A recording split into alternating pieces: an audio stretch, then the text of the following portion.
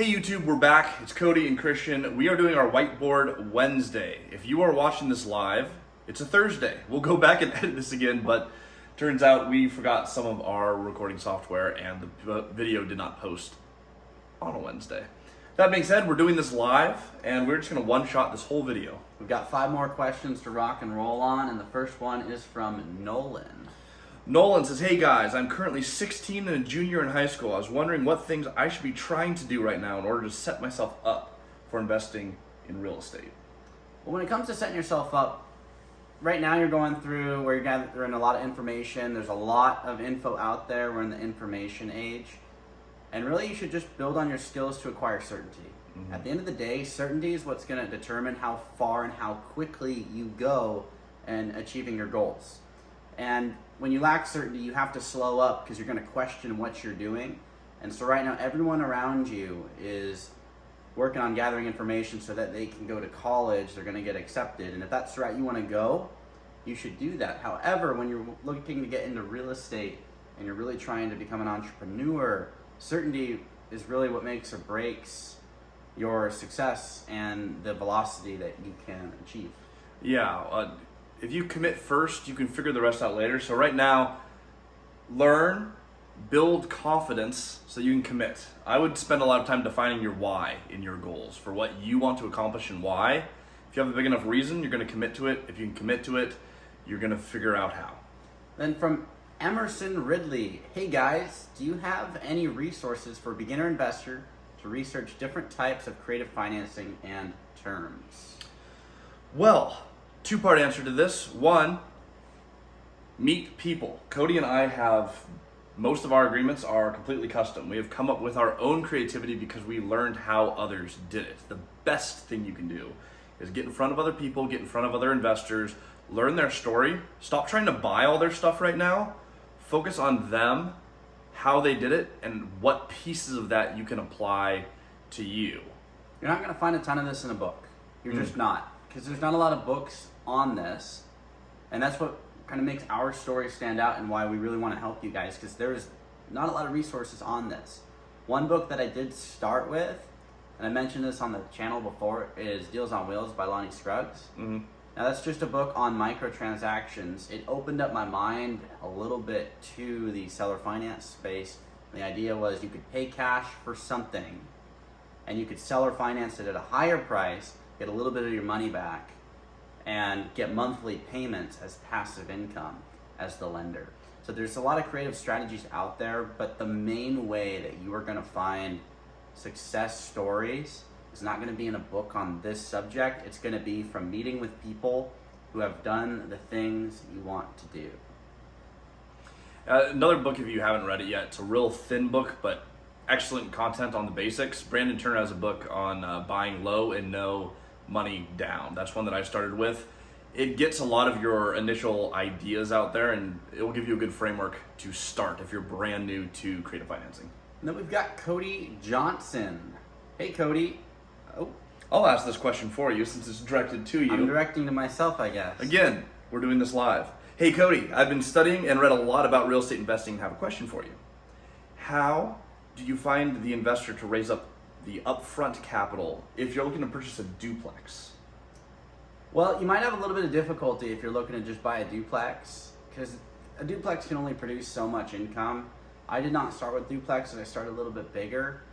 But if we take a step back and we get rid of the target, which is the property, if we just take that out of the equation, investors are people. We are normal people and we own properties, and the people that you want to work with, you probably haven't met yet. The way to do that is to go out to social places where you could meet individuals, and you need to find a way to share your story to get into the room. If you remember the 3-pronged approach, your relatability, which is where you've come from, is what's going to get you to the table. You're looking to get into real estate. Well, everyone that got into real estate was at that point sometime in their life, and they will connect with you at some level on that topic. Then you need to find a way to share what your targets are, and that's going to be unique to you based on the significance of those targets, which is why you're doing what you're doing. You got to figure out, okay, where do I need to go and who do I need to talk to, which you probably don't know those people. The people I'm working with today, like Christian, I didn't know Christian 2 years ago. I just didn't. Today we own a lot of real estate together. We own multiple 7 figures of real estate together. He's lent me money, and we've spotted deals together, put them together. And a lot of the investors that have come alongside on other deals, because I've helped other people buy other properties, I didn't know them 2 years ago. I didn't know some of them a year ago. I met one of them at a local pizza place, and our first deal ever was done over a piece of pie at Sherry's.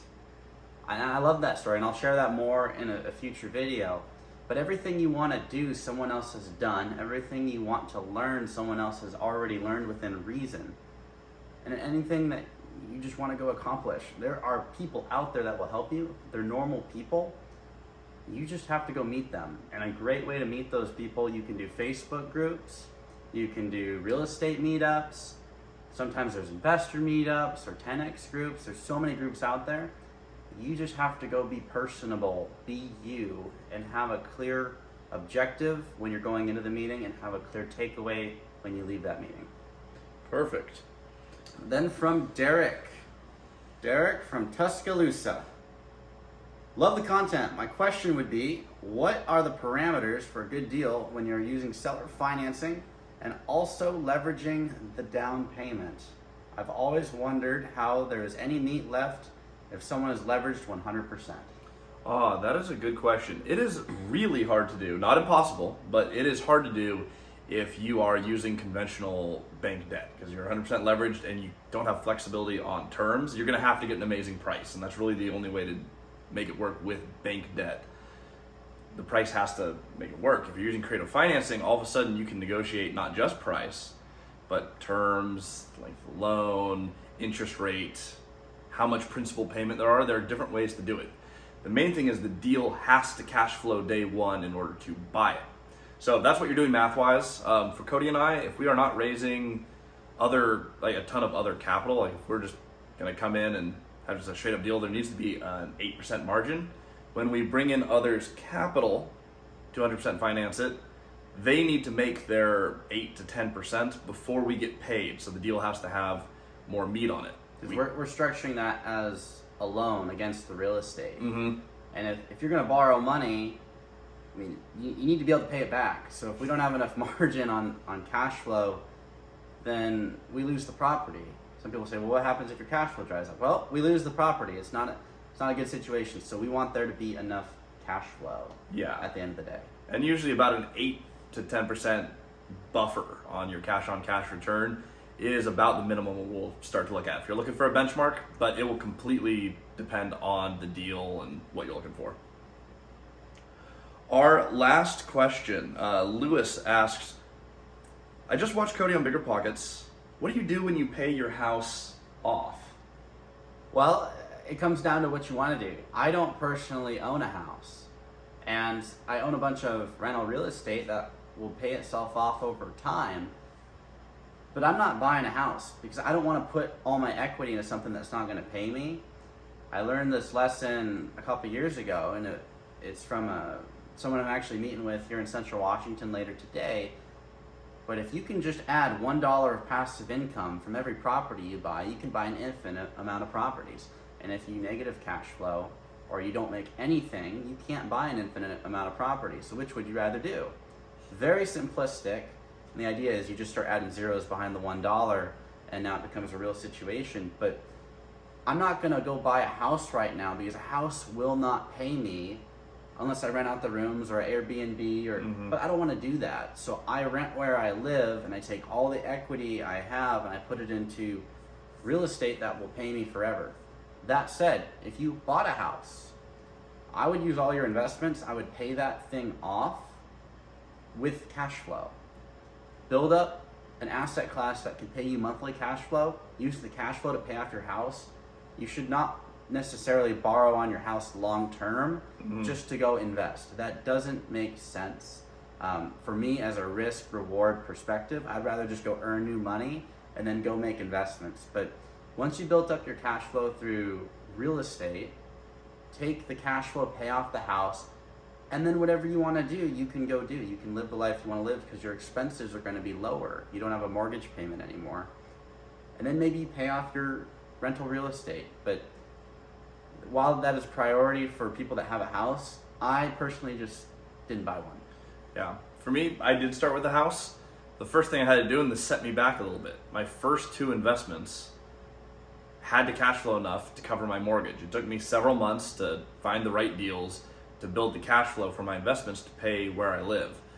If you already own a house or that is absolutely your dream, I don't recommend anyone defers their dreams forever. Like if home ownership is what you want, chase your goals.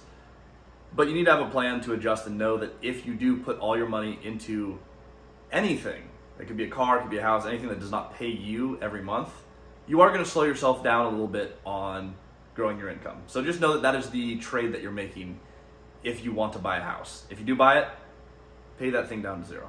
And just remember, whatever you're doing, it's not just about the what, it's about the why.